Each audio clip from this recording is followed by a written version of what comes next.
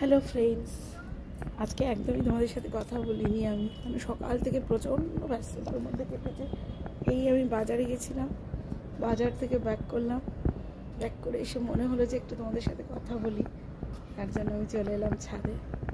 আর ওদিকে মেয়ে পড়ছে, মাও অ্যান্টি অ্যালার্জিক কাপ সিরাপ খেয়েছে, আরও ঘুম, সব মিলে ঝুলে একদম যাতা অবস্থা। আর আমার তো আজকেই ছুটি শেষ, যার কিছু বলার নেই। সেই জন্য এখন একটু মনে হলো যাই। আর আমার কথা বলার লোকগুলো আছে বাইকে, তোমরা ছাড়া। মনে হলো যে একটু আজকে ছাদে যাই, কারণ এখন তো সন্ধে হয়ে যায়, 7টার মধ্যে ছাদও বন্ধ হয়ে যায়, ছাদে আসাই হয় না। আগে যেমন সন্ধ্যেবেলা হলে মাকে নিয়ে ছাদে আসা হতো গরমকালে, এখন তো সেটাও হয় না। মার যা কাশি, বাবা গো বাবা। আর রাত্রিবেলা থেকে একটা ওষুধ আমাকে দুজন বলল যে এটা খুব ভালো ড্রাই কাফের জন্য।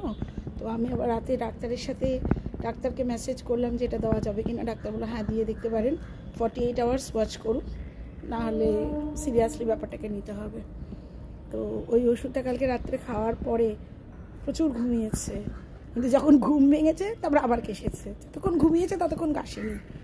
এবার এখন দিয়েছি, তবে সবই তো রাতে 1 ডোজ পড়েছিল, তাতে কি আর বোঝা যাবে? আজকে দিনে 3বার দেবো আবার, তার মানে ঘুমাবে। মা আমাকে এখন বললো আমার প্রচণ্ড ঘুম পেয়েছে। আমি যে আচ্ছা ঘুমাও, ঘুম থেকে উঠে তারপরে স্নান খাওয়া করবে। কী করবে, তো ঘুমানোটা খুব ইম্পর্টেন্ট। দেখো ছাদ থেকে কীরকম লাগছে দেখতে, দেখছো? মনে হচ্ছে পাহাড়ে আছি। ভিউটা দেখো। এটা আমি পেছন দিকের ভিউ দেখালাম।